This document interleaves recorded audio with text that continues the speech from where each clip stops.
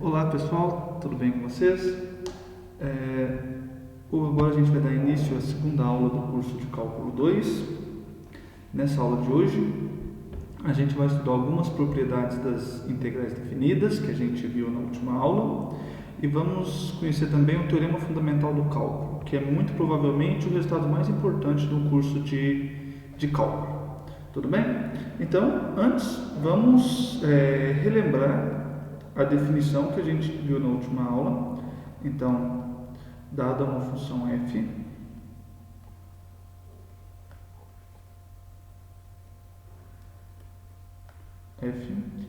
definida no intervalo fechado AB, em R, definimos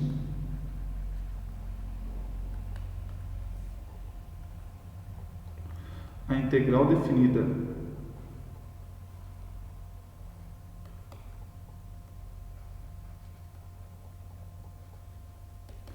de f de A até B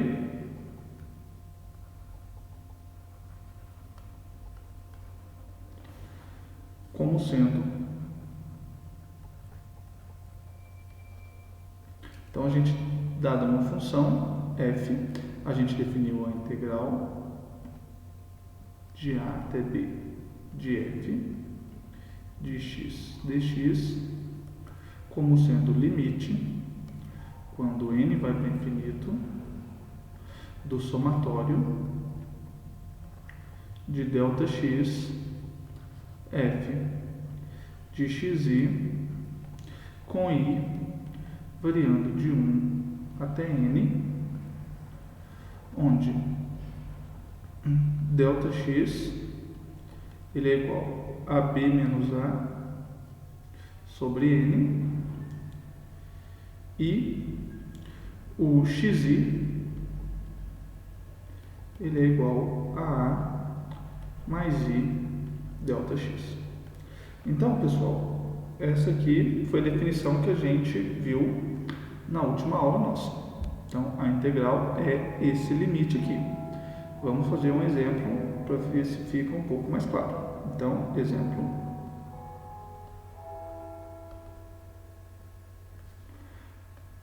Calcule a integral de 0 até 2 de x menos 1 dx. Ok? Então, pessoal, para a gente fazer isso, temos que a integral de 0 até 2 de x menos 1 dx, ela é igual ao limite do somatório, limite quando n vai para o infinito, do somatório de i variando de 1 até n, de f de xi ΔX, onde nesse caso nosso, o nosso f de x ele é igual a x menos 1, o ΔX ele é igual a 2 menos 0 sobre n, ou seja, ele é igual a 2 sobre n, e o xi ele vai ser igual ao a, que no nosso caso é 0, mais i vezes o ΔX, que é 2 sobre n, ou seja, o nosso xi ele é igual a 2n vezes i. Ok?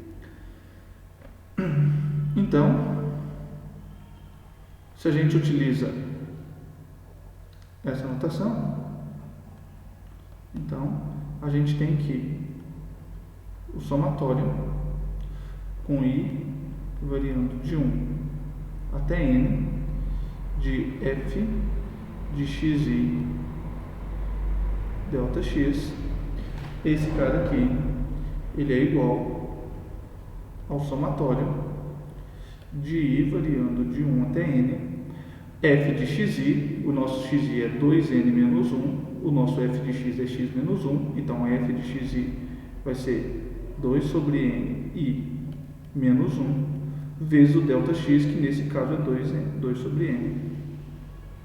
Então, a gente tem esse somatório aqui.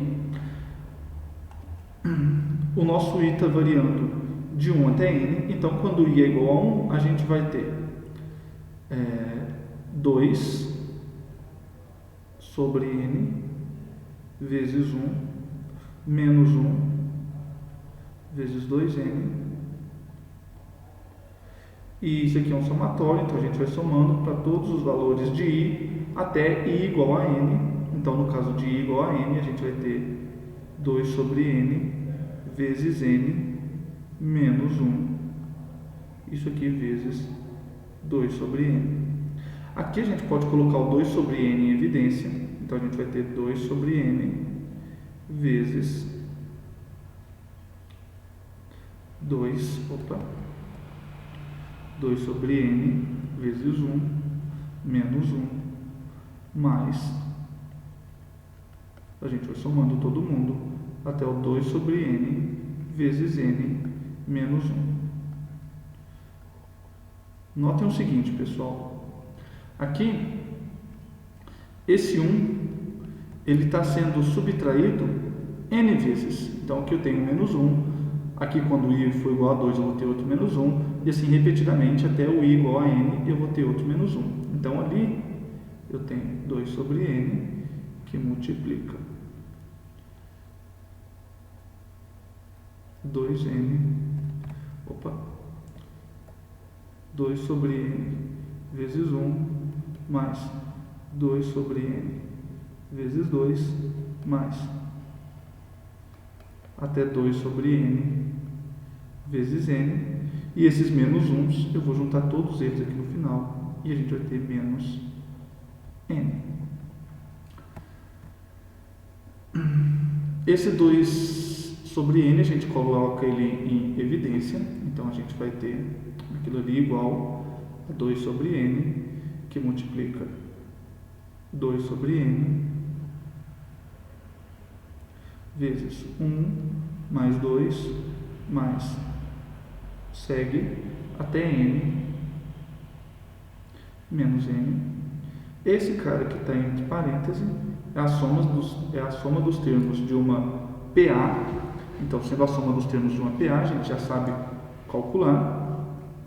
Isso aqui vai ser 2 sobre n, que multiplica 2 sobre n. A soma dos termos de uma PA, isso aqui vai ser igual a n vezes n mais 1 sobre 2 menos n. Aqui agora, esse 2 a gente cancela com esse n a gente cancela com esse, então vai sobrar n mais 1 menos n, ou seja, tudo que está aqui dentro desse colchete vai ser igual a 1, e a gente tem que o somatório com i variando de 1 até n de f de xi ΔX, ele vai ser exatamente igual a 2 sobre n. Logo, a integral de 0 até 2 f de x dx, ela é o limite, quando n vai para infinito, daquele somatório de f de xi ΔX, com i variando de 1 até n. Esse cara aqui a gente já sabe que é igual a 2 sobre n. Então, a nossa integral vai ser igual ao limite, quando n vai para infinito, de 2 sobre n. E do cálculo 1 a gente sabe que esse limite é zero. Ou seja, a integral de f de x dx variando de 0 até 2, onde essa f, no nosso caso, é igual a x menos 1, vai ser exatamente igual a zero. Aqui eu vou, inclusive, trocar para ficar mais claro quem é a nossa f. A nossa f de x é x menos 1. Ok? Então, esse aqui é um exemplo para para ilustrar o que a gente viu na última aula, a definição de integral. Agora, pessoal, observe o seguinte: na definição de integral,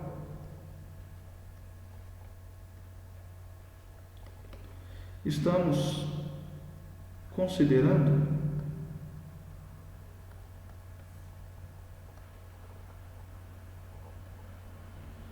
que o B ele é maior do que o A. Então, aqui escrito ficou ruim. Estamos considerando o B maior do que A. Mas, se vocês observarem bem,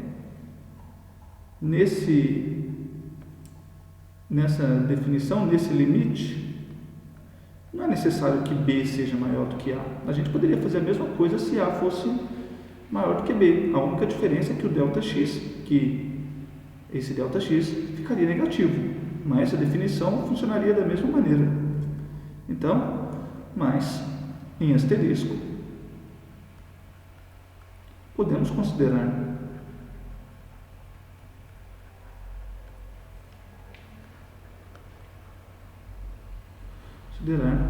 o A maior que o B, ou, caso vocês queiram também, o A igual ao B.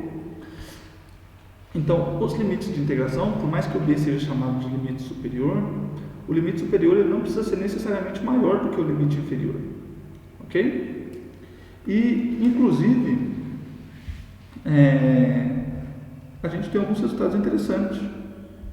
Note que, se a gente invertermos A e B, então o ΔX muda de sinal.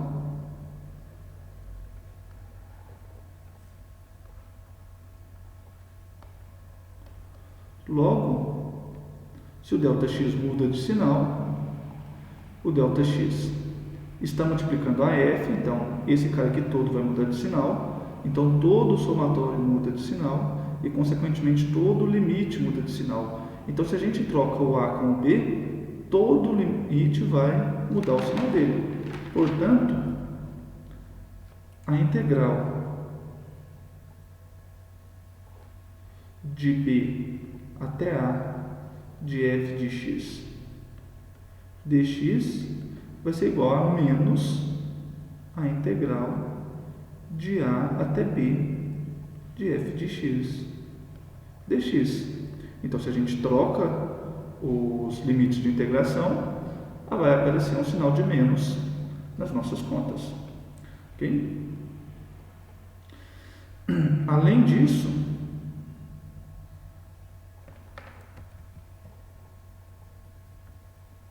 nossa, a letra está horrível. Além disso, se o A for igual ao B, então a gente tem que o ΔX vai ser igual a zero. E se o ΔX é zero, então todo aquele somatório vai ser zero. E a gente conclui que a integral de A até A, quando os dois limites são iguais, de f de x dx é igual a zero. Então, a integral, quando os dois limites de integração são iguais, essa integral dá zero. Okay? Então, essas aqui são as primeiras propriedades das integrais que a gente vai encontrar hoje. Se a gente troca os limites de integração, o sinal troca. Se os limites de integração são iguais, a derivada é zero. Beleza?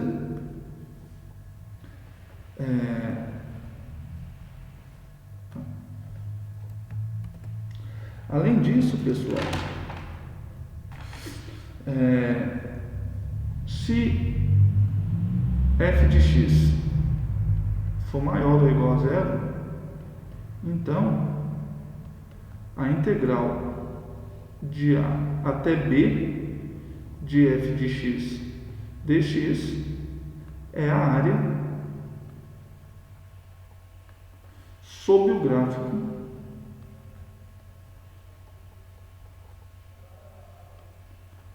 de f, com x variando de A até B.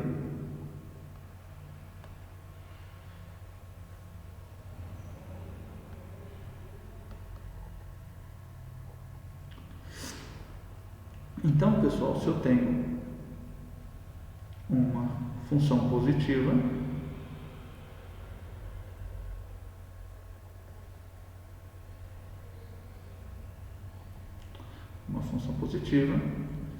a integral de A até B vai ser igual a essa área aqui.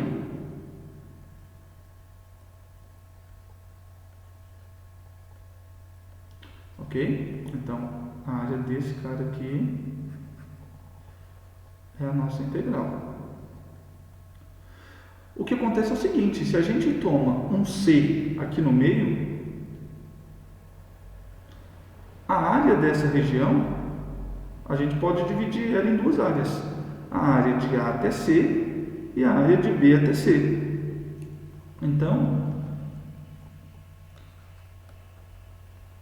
tomando um C aqui, podemos dividir a área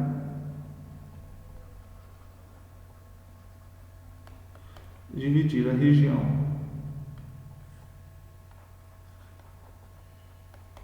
em duas e calcular as áreas.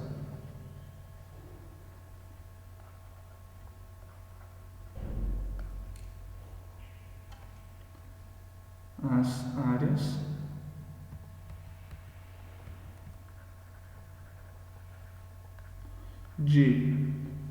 com x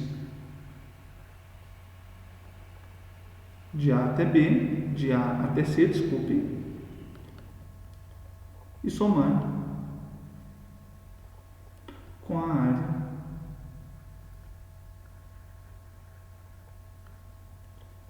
de x variando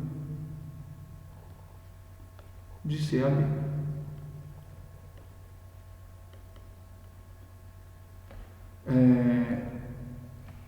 Traduzindo essa coisa aqui que a gente está discutindo, então, a área total é a área sobre o gráfico de A até B é igual à área de A até C mais a área de C até B. Passando isso para a linguagem de integrais, então, reescrevendo isso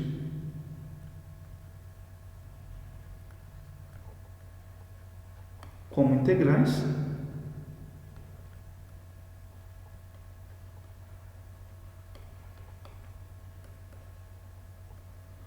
temos que qual é a área de A até B? A área de A até B é a integral de A até B de f de x dx. O que a gente está falando é que essa área ela é igual à área de A até C de f de x dx mais a integral, ou seja, a área de C até B de f de x dx. Então, a gente tem essa relação aqui. A nossa integral pode ser dividida em duas dessa maneira, com a gente dividindo os limites de integração. Ok? De fato, essa igualdade vale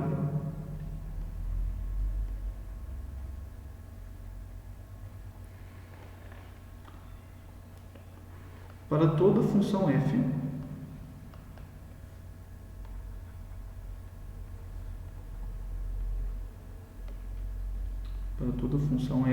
então ela não precisa ser positiva para isso valer.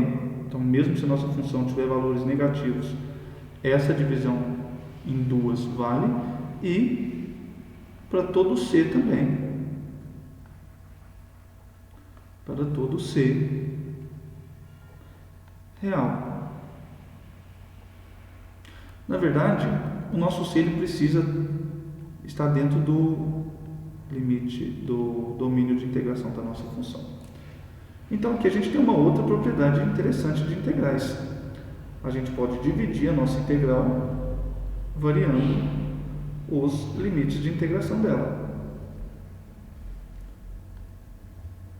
Vamos para um exemplo. Então, exemplo.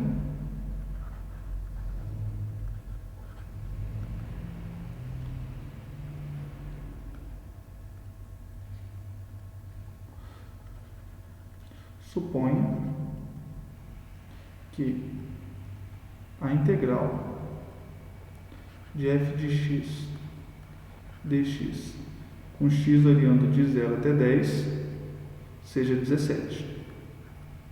E a integral de f de x dx com x variando de 0 até 8 seja igual a 13. Então, calcule a integral de 10 até 8 de f de x dx. Ok? Então, a gente sabe quanto vale a integral de f de 0 até 10, a gente sabe quanto vale a integral de f de 0 até 8 e a gente quer calcular a integral de f de 10 até 8. Ok? Temos que a integral de 0 até 10 de f de x dx vai ser igual à integral de 0 até 8 de f de x dx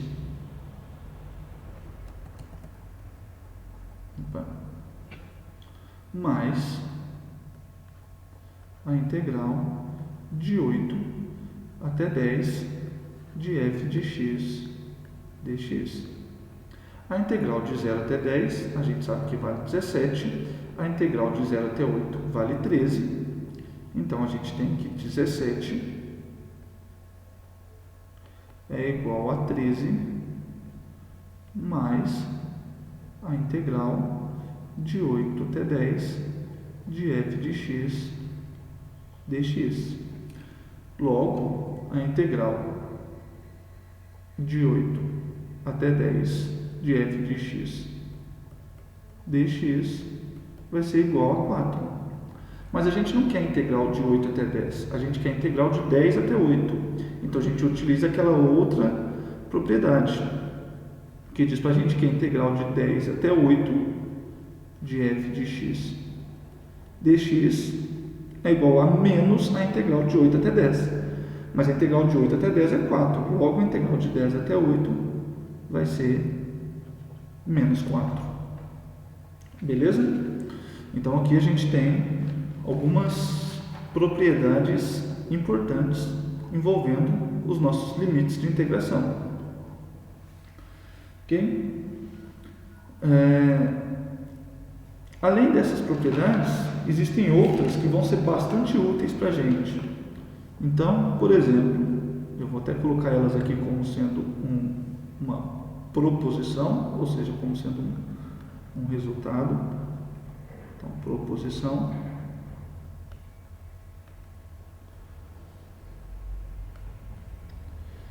seja f e g, funções de a até b em R, integráveis, ou seja, a integral delas existe, então funções integráveis, e C, vamos tomar C como sendo um número real qualquer. Então, se a gente tem duas funções de um número, vale o seguinte, pessoal. Primeiro, a integral de C dx de A até B é igual a C vezes B menos A. Ou seja, se a gente tem a função constante, a integral da função constante, vai ser uma constante C vezes B menos A. Segundo resultado, também interessante. A integral de A até B de f de x mais g de x. Então, se eu estou somando, calculando a integral da soma dx, a gente pode dividir essa integral em duas. Na integral de a até b de f de x dx mais a integral de a até b de g de x dx. E, além disso, um terceiro resultado mostra para a gente que a integral de a até b de c vezes a função f de x dx, essa constante que está multiplicando aqui, ou seja, o czinho que está multiplicando, ele pode sair para fora da integral, ou seja, isso aqui vai ser a integral de c vezes a integral de f de x dx. Ok? Então, a gente tem aqui três propriedades envolvendo integrais. Vamos demonstrar essas propriedades, ou seja, vamos mostrar que isso realmente é verdade. Demonstração.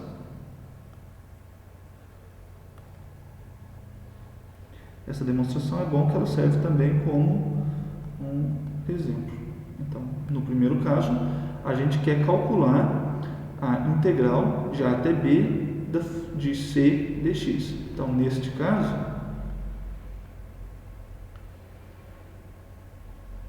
temos f de x, igual a c, e o nosso ΔX, ele vai ser b menos a sobre n.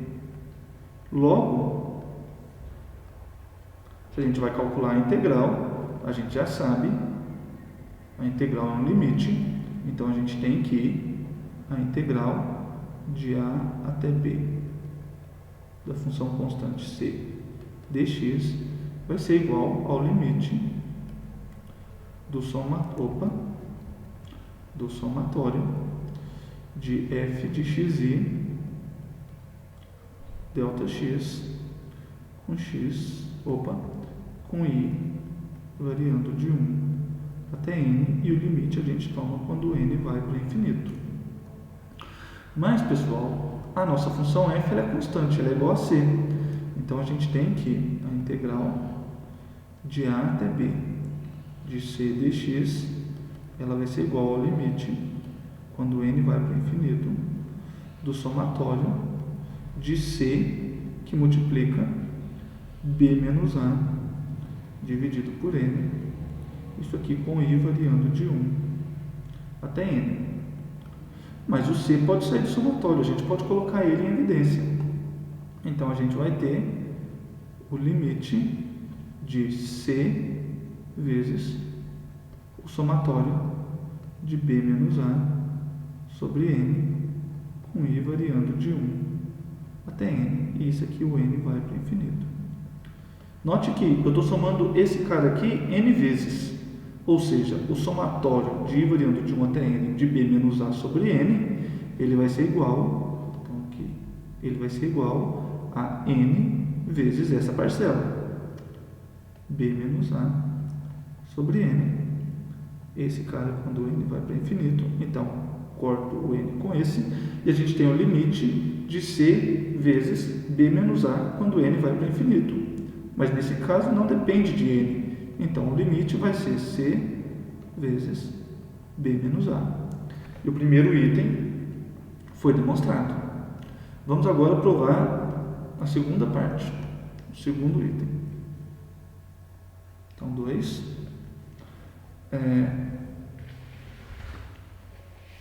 Temos que A gente quer calcular a integral de f de x mais g de x dx. Essa integral de A até B. Mas então, pessoal, isso aqui, pela definição, é o limite, quando n vai para o infinito, do somatório de f de xi mais g de xi vezes ΔX, onde o i varia de 1 até n. Mas o somatório, primeiro, a gente tem então o limite de n indo para o infinito do somatório. Esse cara que está multiplicando, a gente pode fazer uma distributiva aqui dentro. Isso vai ser f de xi ΔX mais g de xi ΔX, com i variando de 1 até n. Então, pessoal, daqui para cá, eu peguei esse ΔX e multipliquei todo mundo que estava dentro do parênteses. Esse somatório, isso aqui é uma soma, eu posso partir ela em duas somas diferentes. Eu posso somar primeiro as f's e depois a g. Se a gente está falando de uma adição, é aquele velho ditado, a ordem dos fatores não altera o resultado. Então, o limite, quando n vai para o infinito, e eu vou partir esse somatório em dois. Primeiro eu vou somar os f de xi ΔX, depois eu vou somar os g's de xi ΔX. Ok? Os dois somatórios com i variando de 1 até n. Mas o limite eu também posso separar em dois. Então, esse limite é igual ao limite do somatório da f de xi mais o limite do somatório da g de xi. Então, esse cara aqui é o limite, quando n vai para o infinito, do somatório da f de xi ΔX, i variando de 1 até n, mais o limite do somatório de g de xi ΔX, quando n vai para o infinito, e o somatório de i variando de 1 até n. Esse primeiro cara é exatamente igual à integral de f, e o segundo é exatamente igual à integral de g. Então, a gente tem a integral de f mais a integral de g. Ok? Então, com isso, a gente tem que a integral de f de x mais g de x é a integral de f de x mais a integral de g de x. Falta ainda o terceiro cara, mas esse eu vou deixar como um exercício para vocês fazerem, que é demonstrar que a integral de c vezes f de x dx é igual a c vezes a integral de f de x dx. Vocês vão utilizar um resultado, um argumento muito parecido com esse que eu acabei de empregar aqui. Ok? Por último, pessoal, a gente tem mais três propriedades que são as propriedades de comparação. Então, a gente aprendeu a mudar os limites de integração, a gente aprendeu a integral de soma, a integral de produto, e a gente tem também os limites de comparação. Mas antes, vamos em um exemplo.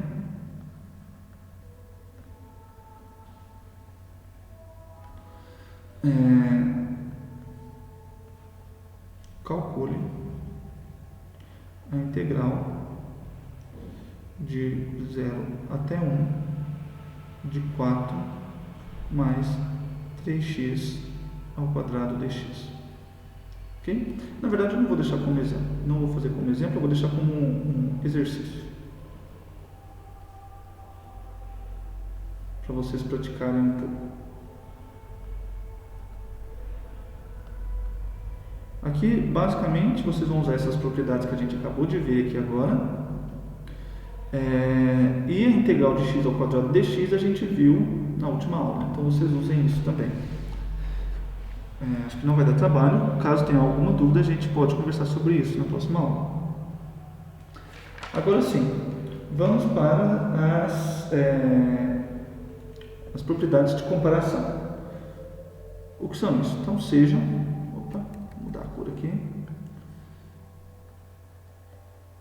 sejam f e g de A até B em R funções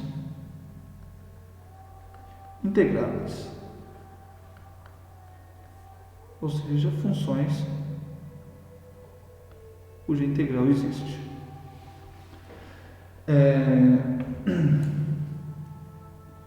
Se f de x for maior ou igual a g de x, então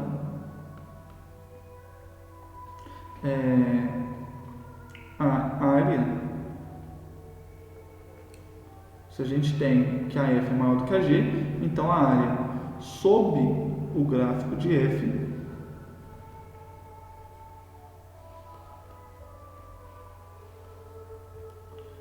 é maior que a área sob o gráfico de g. Então, se a gente tem duas funções, f e g,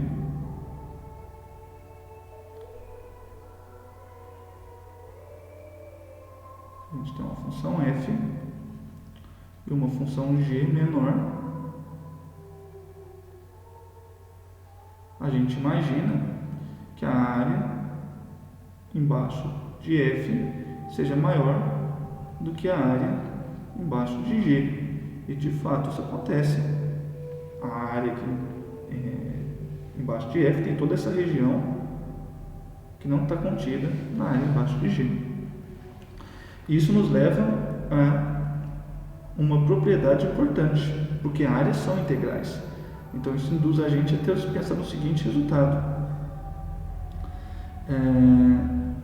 Então,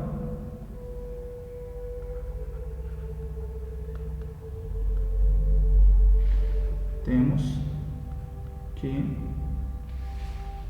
a f de x ser maior ou igual que a g de x para todo x, temos que, se f de x é maior que g de x para todo x pertencente ao nosso intervalo AB, então a integral de A até B de f de x dx é maior ou igual que a integral de A até B de g de x dx. Ok? E isso é também uma propriedade importante. Então, se eu sei que a minha função f é maior do que a função g, então a integral da f é maior do que a integral de g. Então, com isso a gente tem uma outra propriedade importante. Em particular,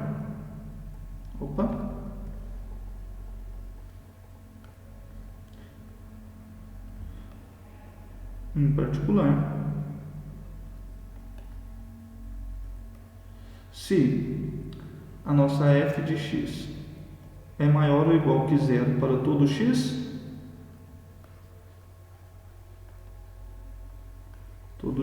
no intervalo fechado, então, se a f é maior ou igual a zero para todo x ali, então a integral de f de x dx, variando de A até B, também vai ser maior ou igual que zero. Ok?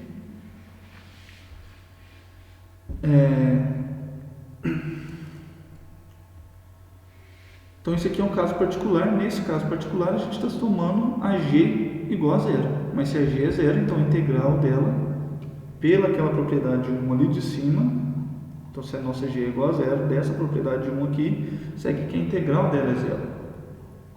Então, a integral de f vai ser maior ou igual que a integral de g, que é zero.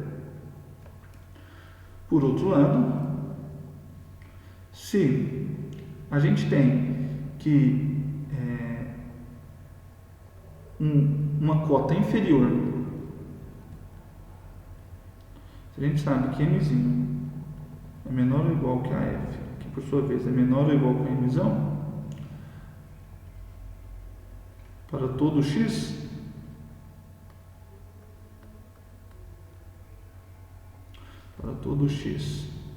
em AB,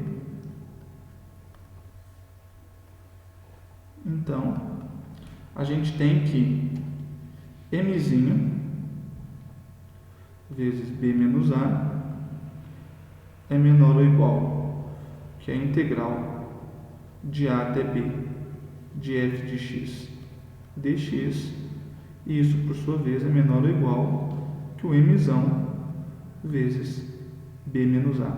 Ou seja, se a nossa função é limitada, se existe um limite inferior e um limite superior para a nossa função, então a integral também vai ser limitada.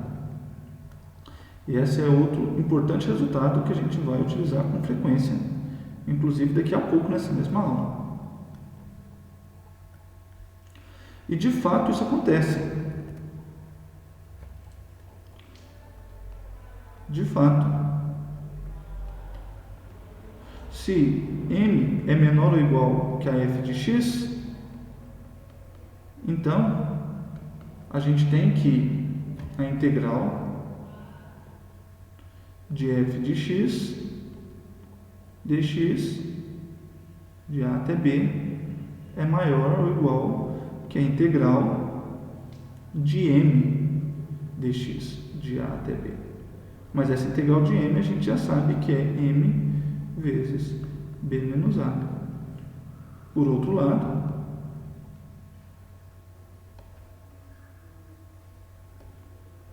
se mzão é maior ou igual que a f de x, para todo x, então a gente tem que a integral de mzão dx de a até b é maior ou igual que a integral de f de x dx de a até b. Mas a integral de mzão é m vezes b menos a. Então, se a gente junta esse resultado com esse resultado, a gente mostra que de fato vale essa desigualdade. Beleza? Então, pessoal, essas aqui são as propriedades sobre integrais que a gente vai ver na aula de hoje. Recapitulando, a gente tem aquela integral definida na última aula como sendo limite. A primeira propriedade mostra para a gente que se a gente troca os limites de integração, então o sinal da integral muda.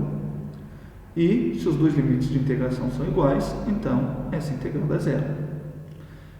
Além disso,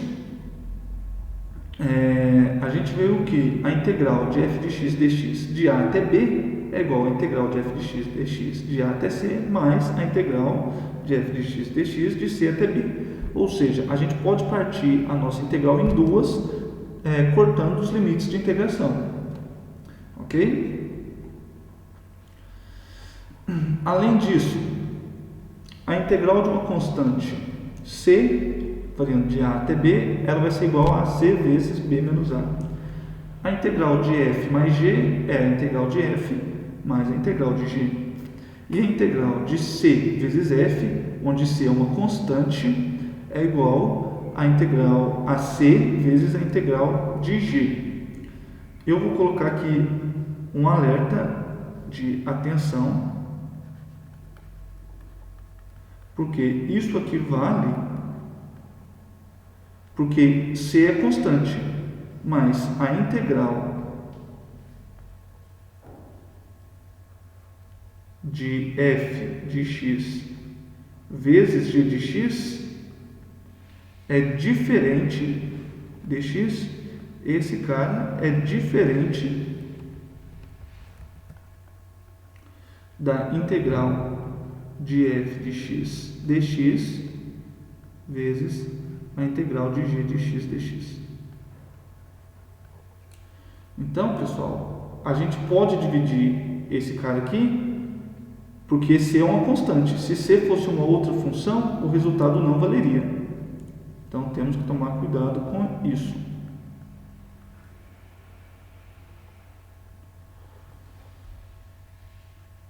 Ok? E, além disso, a gente tem as propriedades de comparação. Se f é maior que g, então a integral de f é maior do que a integral de g. Se f é limitada, então a integral de f é limitada.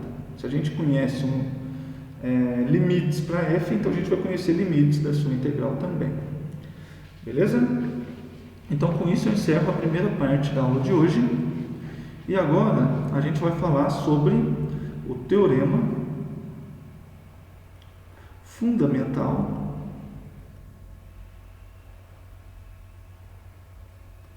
do cálculo. Esse teorema é um resultado muito importante, por isso ele é chamado de teorema fundamental, porque ele é realmente fundamental. E como a gente começa a pensar nesse teorema? A ideia é a seguinte, pessoal: seja f de a, b em r é uma função contínua. Contínua com f de x maior ou igual a zero para todo mundo. Para todo x. Então, a gente vai definir uma nova função g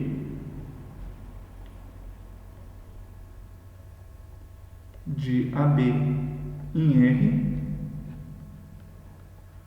que para cada x, a g de x vai ser igual à integral de a até x de f de t dt. Ou seja, conforme eu vario o x, o que a g faz é variar o limite superior. Em outras palavras, então vamos centralizar isso aqui só. Então, em outras palavras, se eu tenho a minha função f, nossa, que esse eixo y saiu muito torto.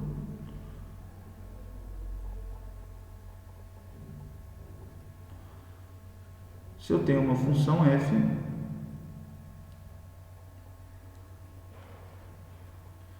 f de x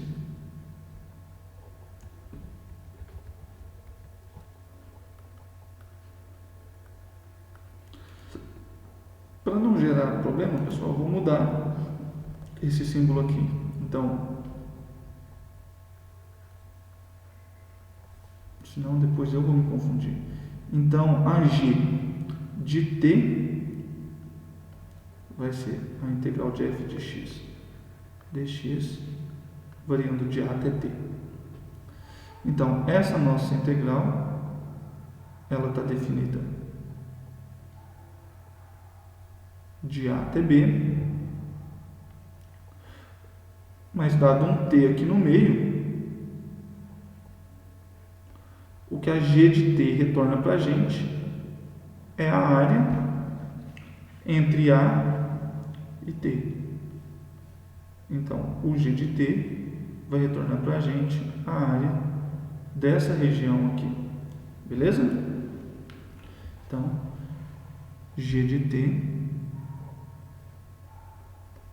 igual a área da região S de t. S de t é essa região aqui. Isso aqui é S de t. Ok? A pergunta que não quer calar agora é a seguinte, pessoal. A gente tem uma função que depende de uma integral. Qual que é a derivada dela? Então, qual a derivada de g? Será que g é derivada? Será que a gente consegue derivar ela? Então, é essa questão que o teorema fundamental do cálculo vai responder para a gente. Ele vai dizer qual é a derivada de g. Em outras palavras, qual é a derivada da integral? Eu consigo derivar uma integral? O teorema fundamental do cálculo vai mostrar para a gente que sim, eu consigo. Ele diz o seguinte, então, teorema fundamental do cálculo,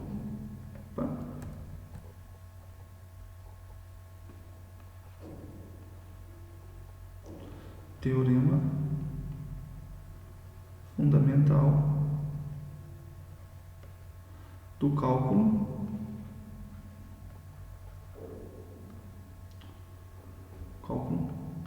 parte 1. Vocês já imaginam que se tem a parte 1, já vai chegar a parte 2. Eu vou chamar o teorema fundamental do cálculo, a parte 1 dele de TFC1. Teorema fundamental do cálculo, parte 1. Então, seja f de AB em R uma função contínua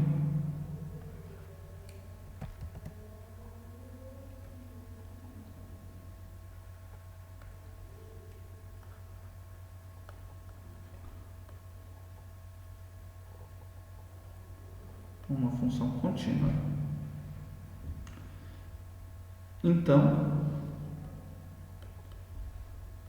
a função g, definida dessa mesma maneira que a gente colocou antes, a função g de x igual, ou melhor, g de x igual a integral de a até x de f de t dt, ela é contínua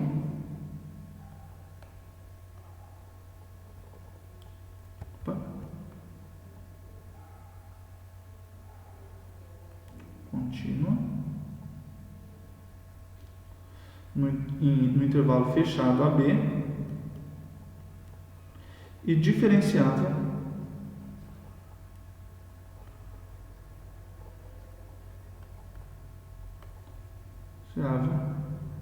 no intervalo aberto. Ou seja, se o nosso x tiver no intervalo aberto, então g' de x existe. E mais do que isso, a derivada da função g é a função f. Então vamos voltar aqui. A gente tem uma função contínua e a partir dessa função contínua f, a gente vai definir a g como sendo a integral de f. E a gente está variando o limite superior de integração. Então esse x aqui está relacionado com esse x aqui. Ok? Note que eles são a mesma coisa. Isso vai fazer diferença no futuro. Então, se a f é contínua, a gente tem que essa função g ela é contínua em todo o intervalo fechado, ela é diferenciável no intervalo aberto, e além disso, a derivada da função g é a função f. Beleza? Esse é um resultado muito importante. E a gente vai fazer a demonstração dele aqui. Então, demonstração. Para fazer a demonstração dele, a gente vai tomar o seguinte: sejam x e x mais h no intervalo aberto AB. Então, a gente tem o seguinte, pessoal.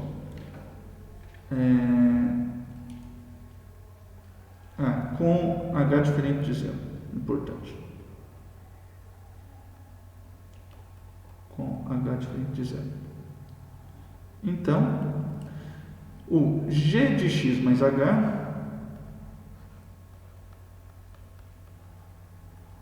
menos AG de x vai ser igual a G de x mais H é a integral de f de t dt de A até x mais H menos a integral de f de t dt de A até x. Essa primeira integral aqui eu posso partir ela em duas. Então, essa primeira integral, ela é a integral de A até x, f de t dt, mais a integral de x até x mais h, de f de t dt, menos essa última integral, que é a integral de A até x, de f de t dt. Então, esse cara se cancela com esse cara e a gente tem que g de x mais h menos g de x vai ser igual a integral de x até x mais h f de t dt. Ok? Assim, como o nosso h é diferente de zero,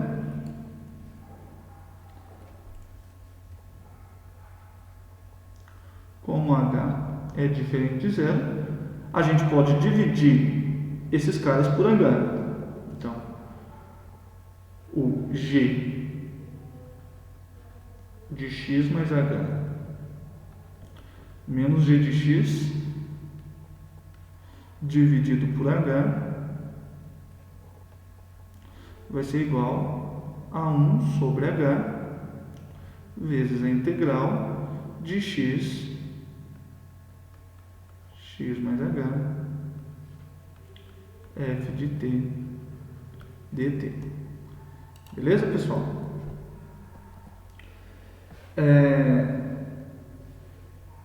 Vamos supor, a gente vai ter dois casos. O caso em que o h é positivo e o caso em que o h é negativo. Ele é diferente de zero, então a gente tem um sinal dele.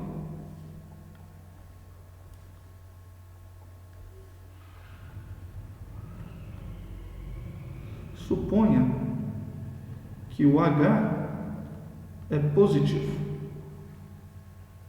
Ok? A gente tem o seguinte. Como a f é contínua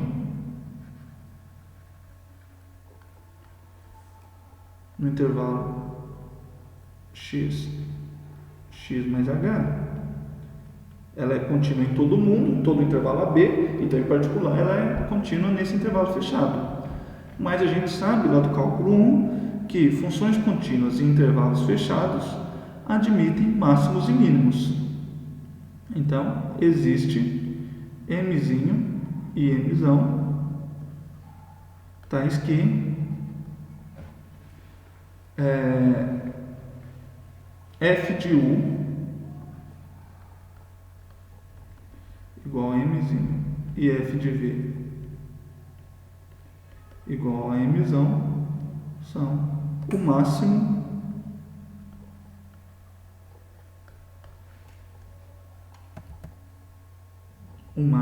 e o mínimo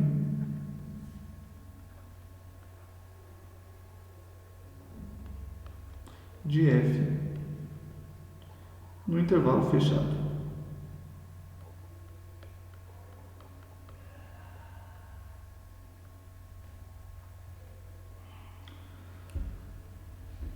Ok? Então, se esses caras são valores de máximo e de mínimo da minha f, significa que a f é limitada por eles. E aí, se a f é limitada por mzinho e mzão, a gente tem dessa propriedade aqui de cima que a integral vai ser limitada. Então,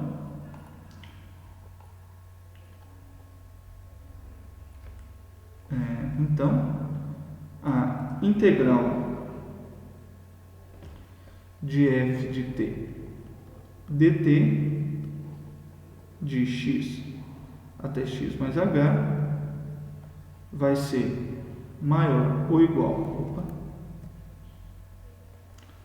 que mzinho vezes x mais h menos x, ou seja, mzinho vezes h. E por outro lado, essa integral ela é menor que mzão vezes h. Ok? Como o h é positivo, a gente pode dividir todos os lados por h e a desigualdade vai permanecer. Então a gente tem que mzinho é menor ou igual que 1 sobre h vezes a integral de x até x mais h f de t dt, e esse cara por sua vez é menor ou igual que o mzão, ou seja, eu dividi todo mundo aqui dessa desigualdade de cima por h. O meu h é positivo, ele preserva as desigualdades, ok? Mas o mzinho é o f de u. Isso aqui, deixa eu fazer na linha de baixo para ter espaço. Então, o mzinho é o f de u. Ele é menor que 1 sobre h vezes a integral de x até x mais h de f de t dt, que por sua vez é menor ou igual que o mzão, que é o f de v, onde u e v pertencem ao intervalo x mais h. Ok? Então, recapitulando, pessoal, a minha função f é contínua no intervalo fechado. Se ela é contínua no intervalo fechado, ela vai possuir um ponto de máximo e um ponto de mínimo. Aqui eu coloquei ao contrário, inclusive. Então, são o mínimo e o máximo. Aqui está trocado. Me desculpa, pessoal. São o mínimo e o máximo de f no intervalo. Então, toda função contínua no intervalo fechado admite um ponto de mínimo e um ponto de máximo. Se a f tem um ponto de mínimo e um ponto de máximo, então ela é limitada. E a gente sabe daquela propriedade anterior que a integral dela também vai ser limitada. Como o h é positivo, a gente pode dividir toda essa equação por h e as desigualdades vão ser preservadas. Mas mzão é f de u. Mzinho quer dizer f de u. Mzão é f de v. Então a gente tem agora essas propriedades aqui. Beleza? Em particular não. Mas a gente sabe que aquela integral é igual a esse cara aqui. Então vou colocar aqui 2 asteriscos. A gente sabe que essa integral é igual àquela fração. Então, de 2 asteriscos,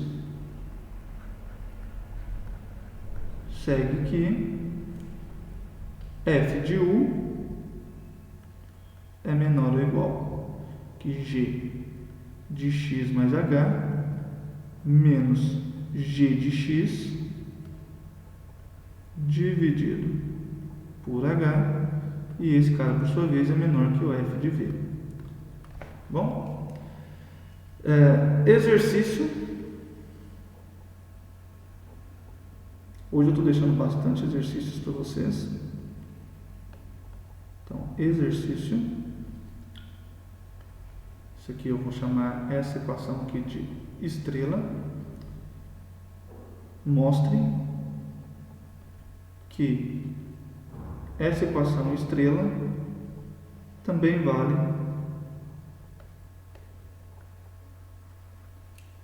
para H negativo. A gente mostrou tudo isso para o H positivo. Falta mostrar para o H negativo, mas é exatamente a mesma coisa. Então você vai tomar um H negativo, você vai ter um intervalo. Então é basicamente as mesmas coisas, tá bom, pessoal?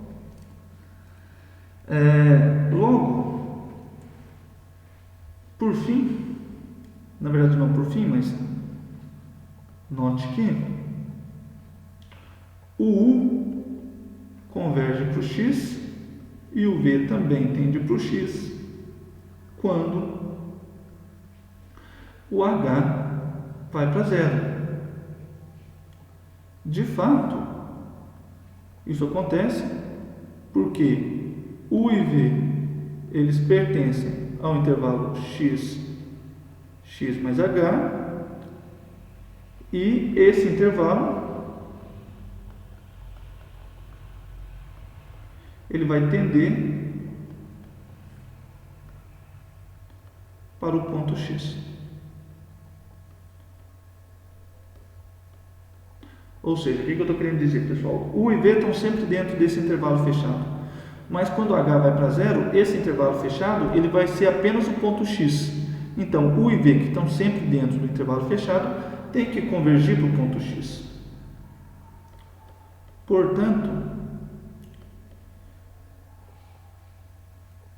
Portanto, o limite de f de U quando H vai para zero é igual ao limite de f de U quando U vai para x. H tendendo para zero significa que U tende para x. Mas f é contínua, então o limite de f de U quando U vai para x é f de x. Da mesma maneira, o limite quando H vai para zero da f de V é igual ao limite de V tendendo para x de f de V. Novamente, f é contínua, então o limite de f de V quando V vai para x é o f de x. Ok? Então, basicamente, o que eu fiz aqui foi tomar os limites. Agora, a gente quer mostrar que a g é diferenciável, ou seja, que a derivada dela existe. Como a gente faz isso? Então, para mostrar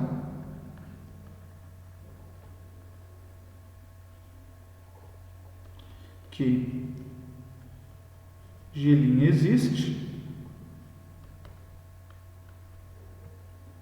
vamos tomar o limite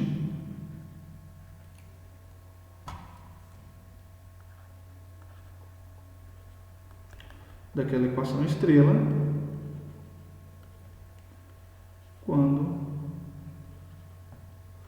H vai para zero. Então, pessoal, a equação estrela é essa daqui. Se a gente toma o limite aqui com H indo para zero, a gente vai ter limite de f de U com H indo para zero, que a gente viu que é f de x, ele é menor ou igual que o limite desse cara aqui quando H vai para zero. Mas esse cara aqui é exatamente a derivada de g. Então, a gente tem que g' de x vai ser maior ou igual que f de x, mas o limite de f de v quando H vai para zero também é f de x. Então, a derivada, a g' de x, ela é maior ou igual que f de x e menor ou igual que f de x. Se ela é maior e se ela é menor, então ela tem que ser exatamente igual. Assim,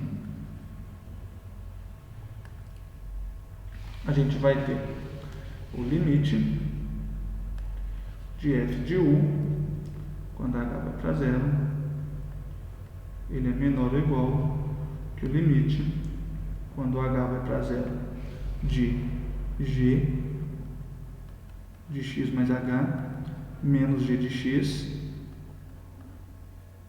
dividido por h. E esse cara, por sua vez, é menor ou igual que o limite de f de v quando h vai para zero. Esse cara a gente sabe que é f de x.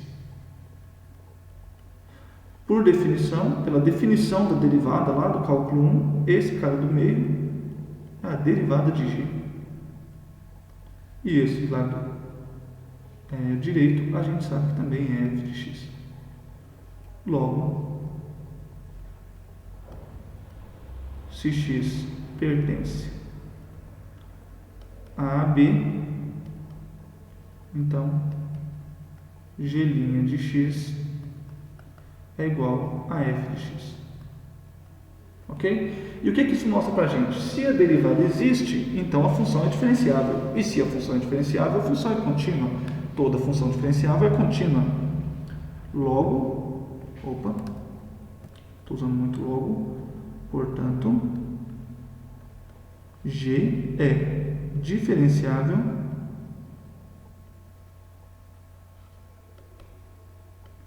e contínua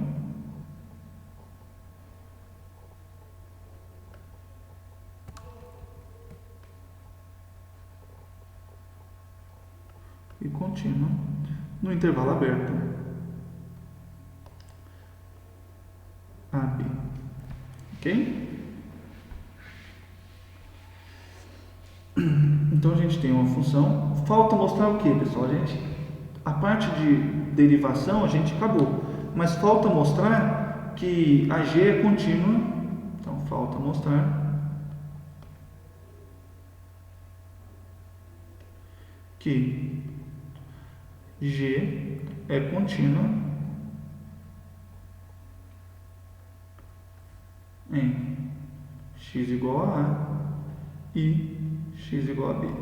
A gente já mostrou que no intervalo aberto ela é contínua. Para a gente mostrar que ela é contínua no intervalo fechado, basta mostrar agora que ela vai ser contínua em x igual a A e x igual a B. Para isso,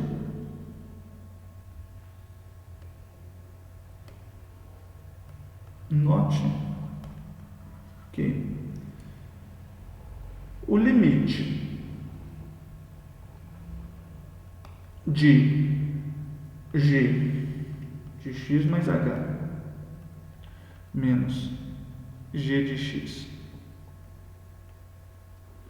quando x não, a gente quer trabalhar x igual a A e x igual a B, então vamos já considerar x igual a A. Então, o limite desse cara, quando h vai para zero, é igual ao limite. Observem o seguinte, pessoal, a gente está trabalhando no intervalo fechado AB. O A é o nosso limite. Então, se a gente está tomando h igual a zero, a gente não pode tomar o h indo para zero por aqui. A gente tem que tomar ele sempre nesse sentido, ou seja, com valores positivos de h, porque valores negativos de h fariam o ponto A mais h está fora do intervalo fechado AB. E a gente não quer isso. A gente quer que esse ponto esteja contido no intervalo A mais h. AB. Então, o nosso h vai tender para zero positivamente. Ok? H tende para zero positivamente. Esse limite, ele é igual ao limite com h indo para zero positivamente de g de A mais h menos g de A dividido por h vezes h. Ficou muito colado ali, vamos puxar um pouquinho para cá.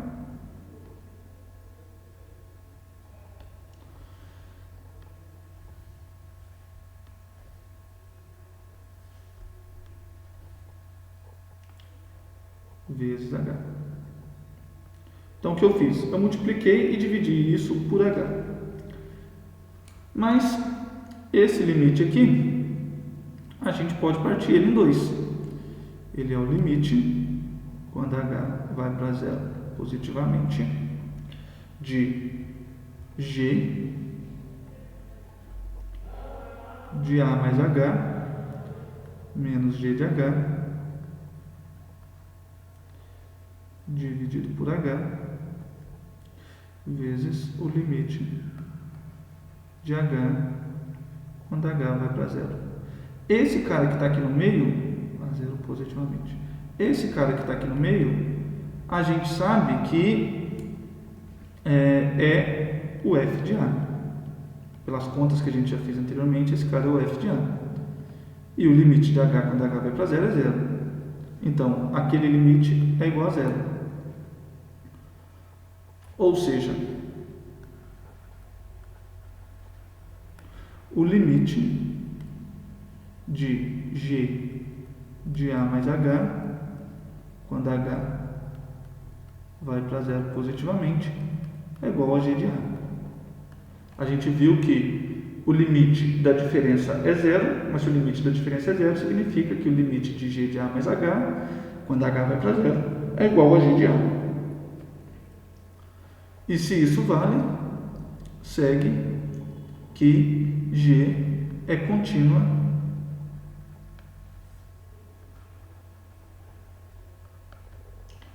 em x igual a a. De modo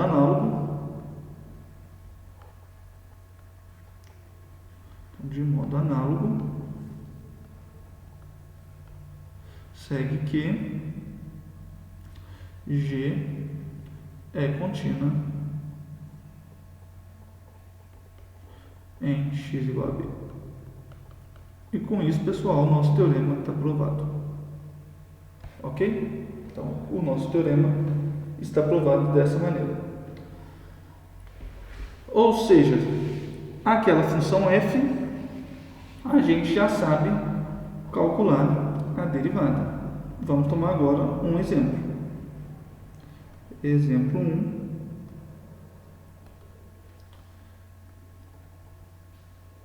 Calcule a derivada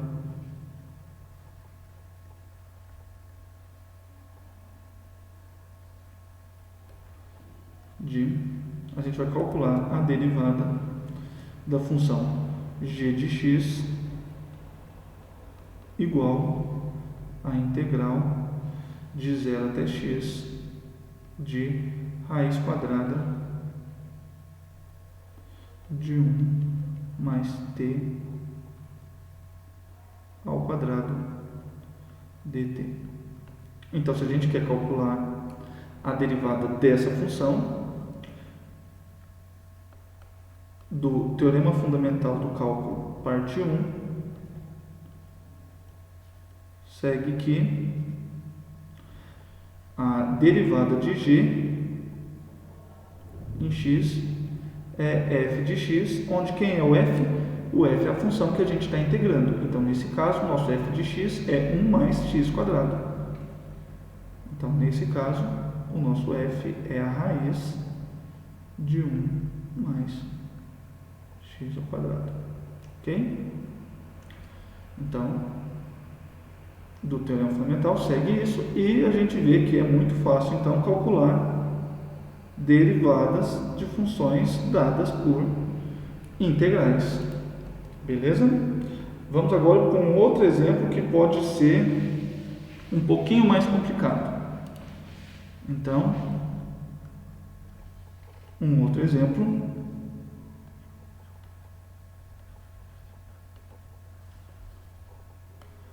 A gente vai calcular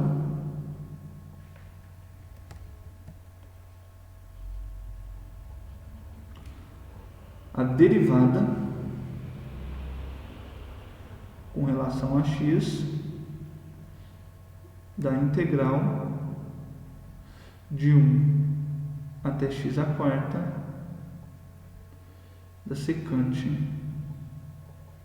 de t dt. Ok? Então, pessoal, aqui eu mudei a notação. Isso aqui simplesmente significa que a gente está derivando a nossa integral com relação a x. Seria a mesma coisa de eu chamar essa função de g de x e pedir para calcular a g'. Beleza? Então, novamente, do teorema fundamental do cálculo, parte 1, temos que a derivada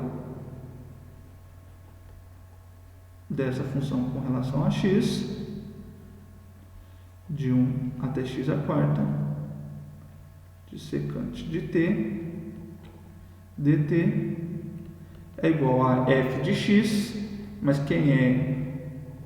Então, esse cara vai ser igual a secante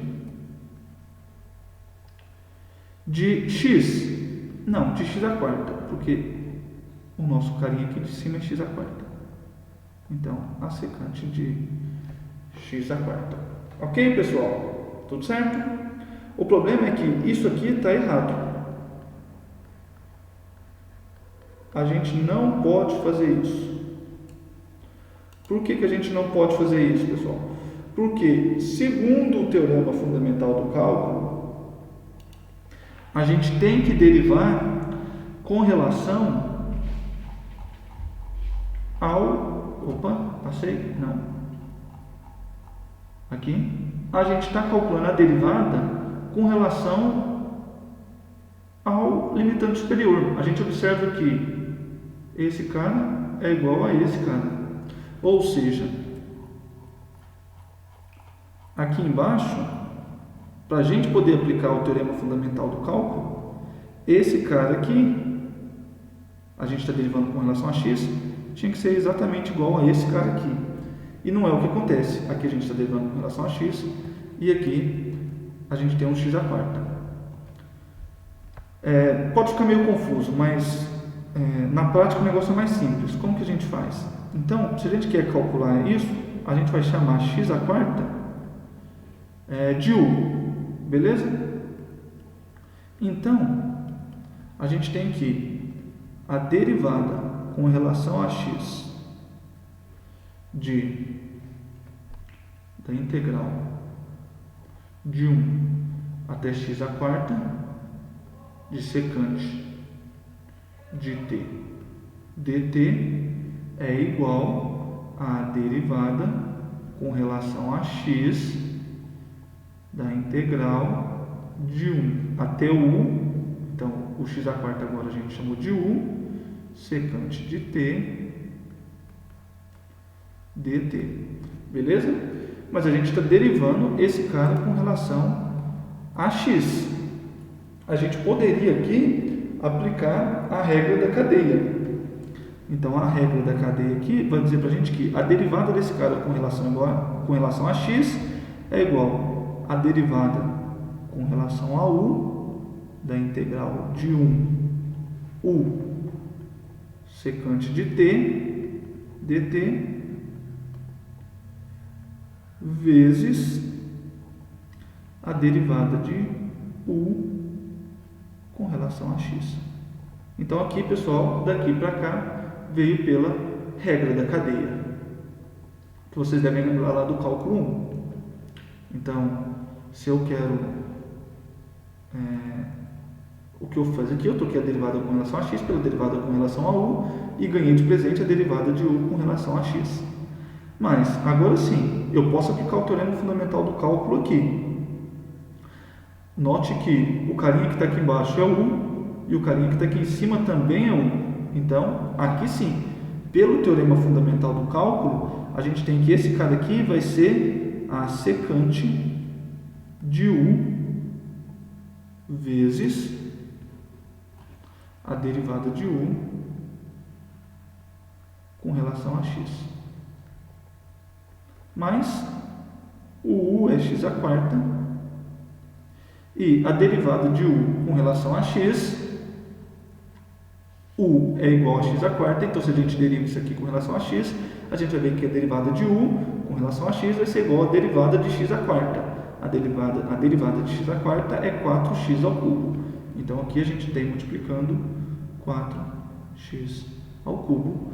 E esse aqui sim é a derivada dessa integral. Então note que se a gente não estiver derivando com relação exatamente ao nosso limite superior, a gente precisa aplicar a regra da cadeia para fazer com que as coisas se tornem parecidas, se tornem iguais. Beleza? Agora, a gente observa o seguinte, pessoal. O teorema fundamental do cálculo, ele permite que a gente derive uma integral. A gente está aqui calculando a derivada dessa integral aqui. Mas e o contrário? Seria possível calcular a integral de uma derivada? Possível, obviamente, seria. A derivada é uma função, então seria possível calcular. Mas será que isso seria simples? Então, o teorema fundamental do cálculo, parte 1, nos mostra como calcular a derivada de uma integral.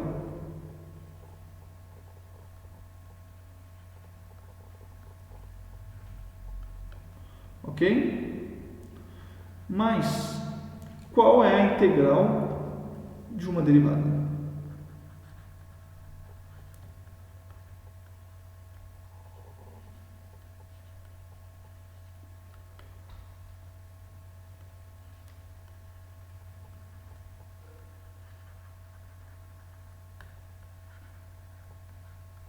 Ou seja, em outras palavras, pessoal, como a gente faz para calcular a integral de A até B de f' de t dt? Isso aqui é igual aqui. Essa é a pergunta que a gente vai responder agora. E como eu disse para vocês, se tinha a versão 1, a parte 1 do teorema fundamental do cálculo, com certeza teria a parte 2.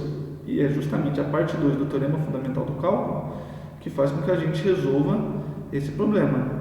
Então, teorema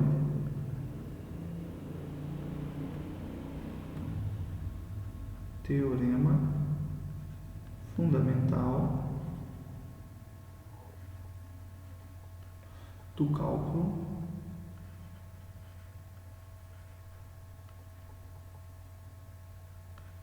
parte 2.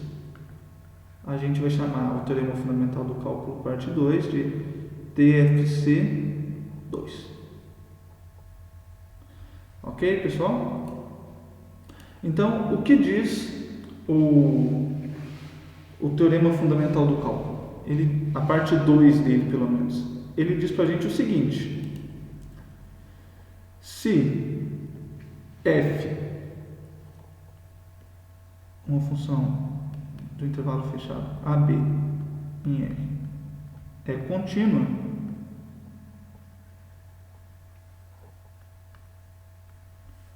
então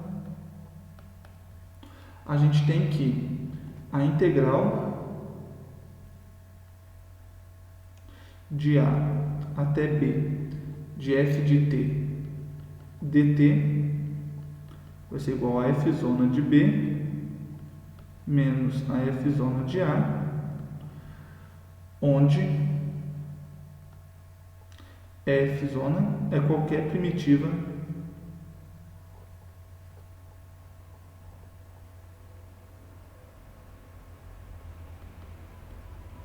de f.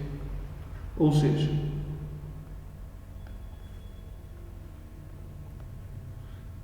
a f zona linha é f.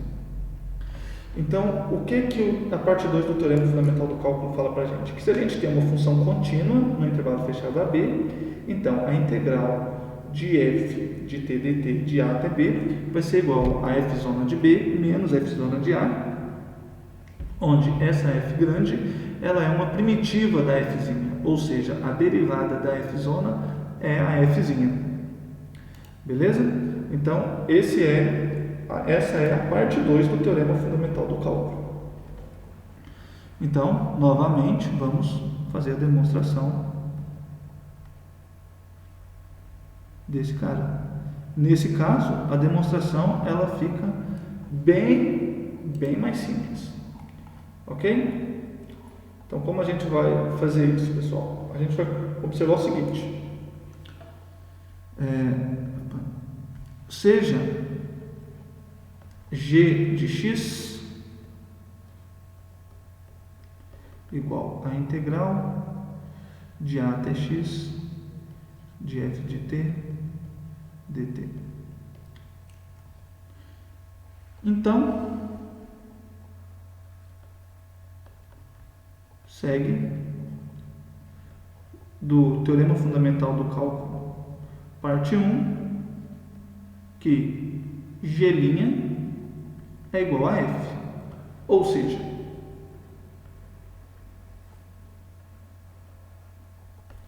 g é uma primitiva de f.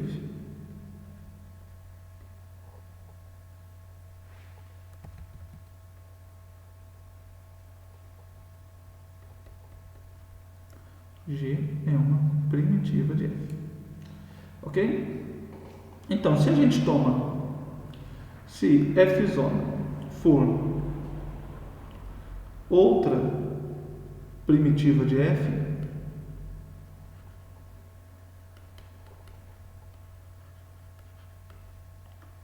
então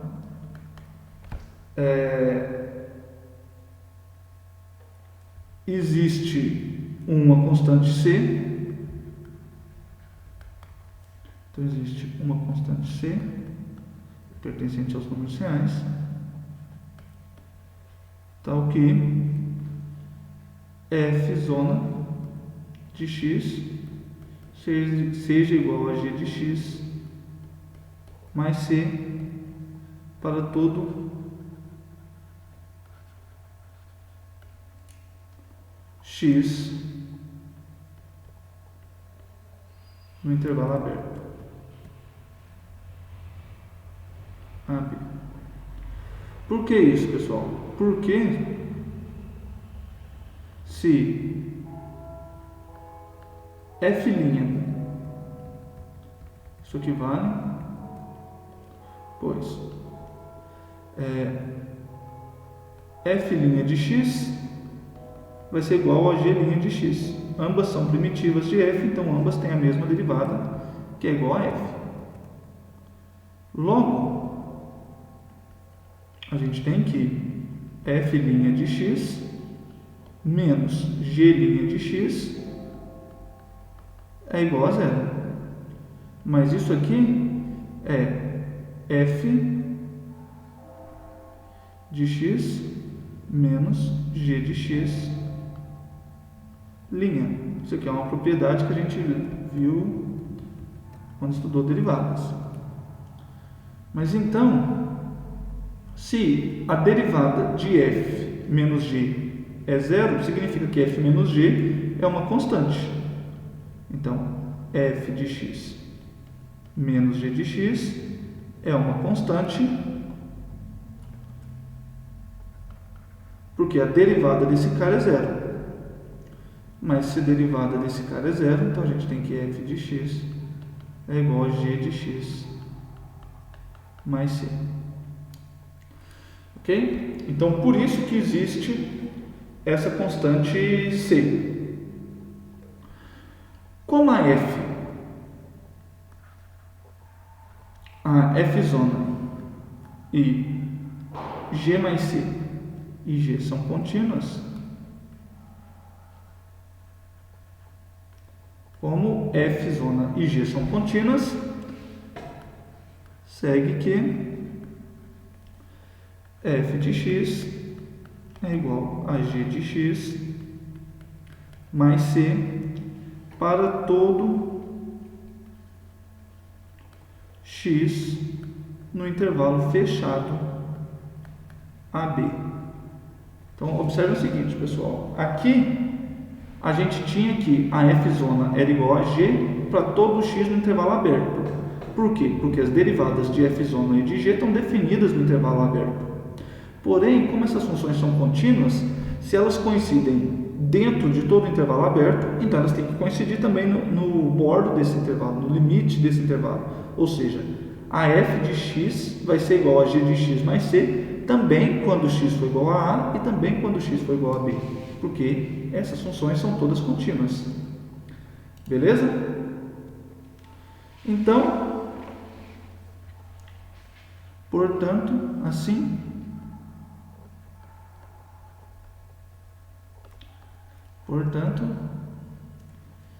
f de b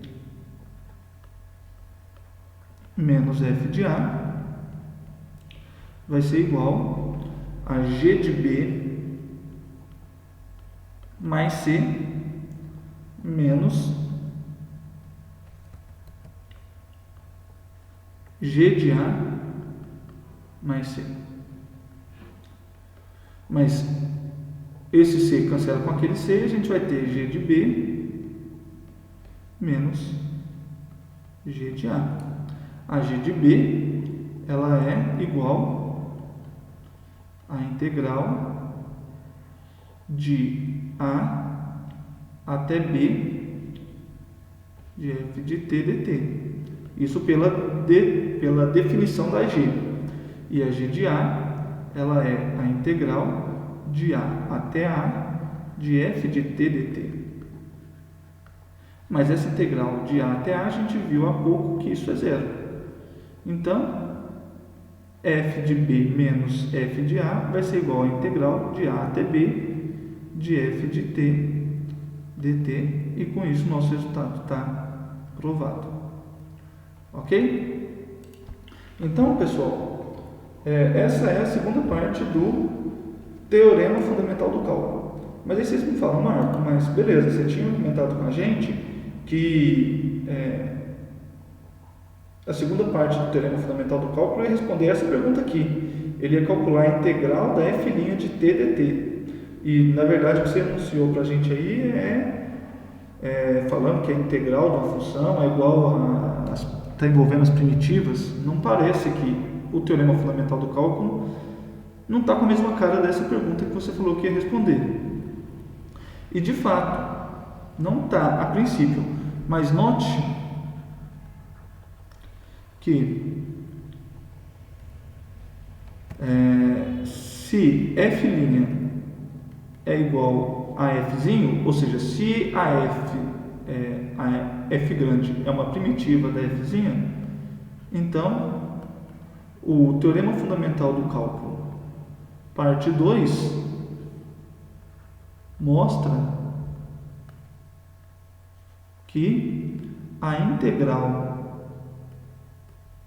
de f' de t dt de a até b é igual a f de b menos f de a.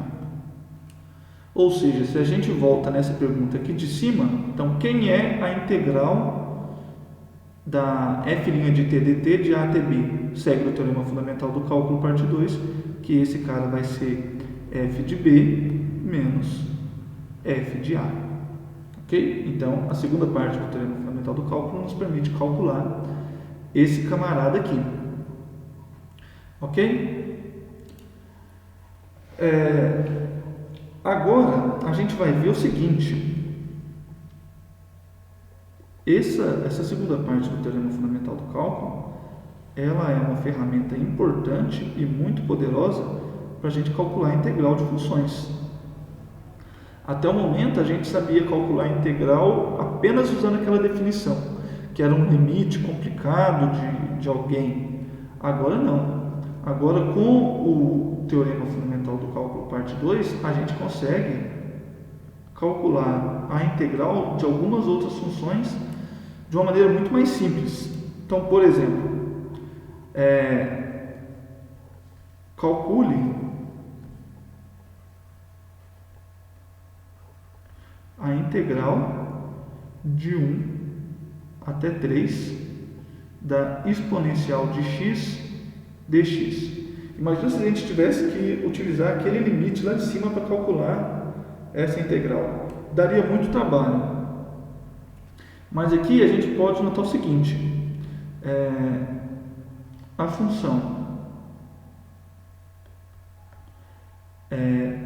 f de x igual a exponencial de x é uma primitiva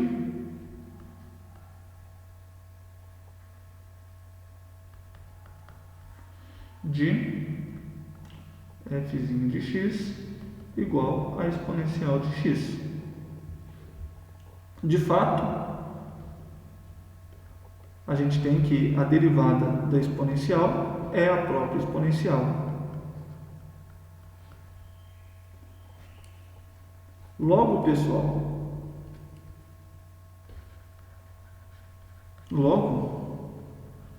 do teorema fundamental do cálculo, parte 2, temos que a integral de 1 até 3 da exponencial de x dx vai ser a integral de 1 até 3 de f' de x dx. Mas do teorema fundamental do cálculo, esse cara é f' de 3 menos f' de 1. f' é a função exponencial, então aqui a gente tem exponencial de 3 menos exponencial de 1. Exponencial de 1 a gente sabe que é exponencial, então aquela integral dá exatamente esse valor. Beleza? Um outro exemplo.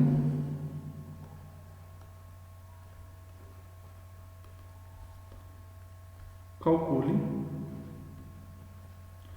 a integral de cosseno de t dt variando de 0 até π.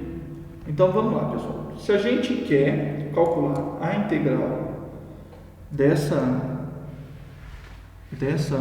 função, a gente faz o seguinte: seja f de t igual a cosseno t. Para a gente utilizar a parte 2 do teorema fundamental do cálculo, a gente precisa obter uma primitiva dessa função f. Ou seja, a gente precisa encontrar uma função f' de tal modo que a derivada da f' seja cosseno de t. Mas qual função que quando a gente deriva dá cosseno? Bem, se você se lembra do cálculo 1, a gente tem que derivada de seno é cosseno. Então, f de t igual a seno de t é uma primitiva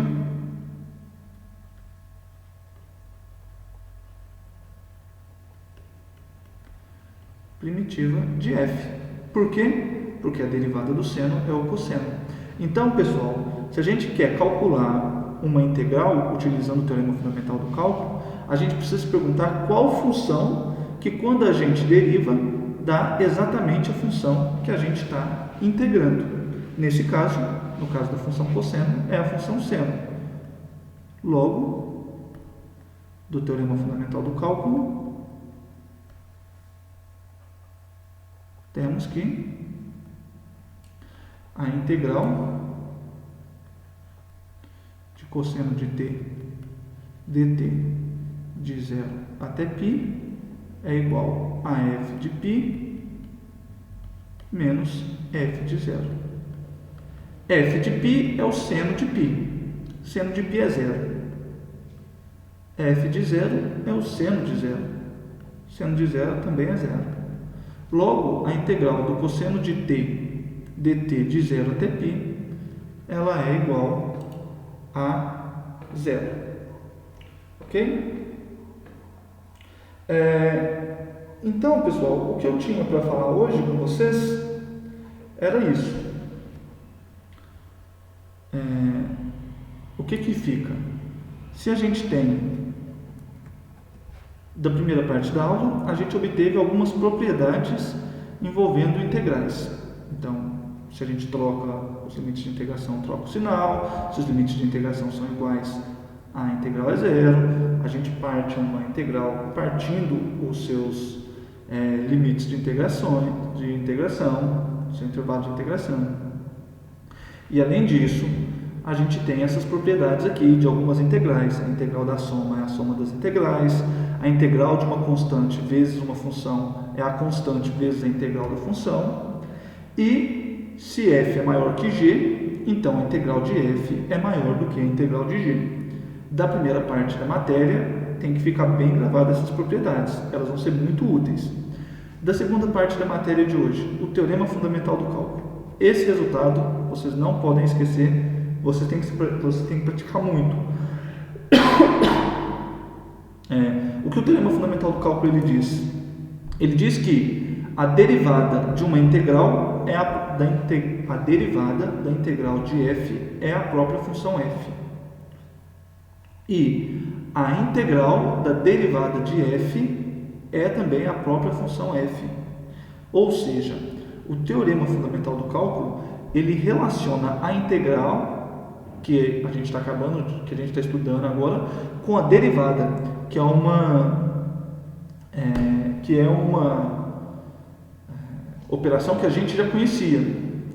E, além disso, ele relaciona e mostra que elas são, de certa maneira, o oposto. Por exemplo, a multiplicação é o oposto da divisão.